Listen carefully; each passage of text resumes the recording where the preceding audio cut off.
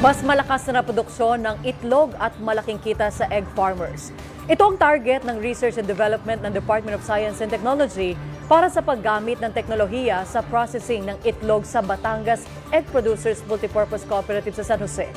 Ininspeksyon mismo ni Pangulong Ferdinand R. Marcos Jr. ang egg processing plant na magpapatatag din sa food supply ng bansa sa pamamagitan ng liquid egg pasteurization, spray drying at makabagong pasilidad para sa quality control at cold storage. Inaasahang tataas sa 125% ang sales at 25% naman ang productivity ng nasabing kooperatiba.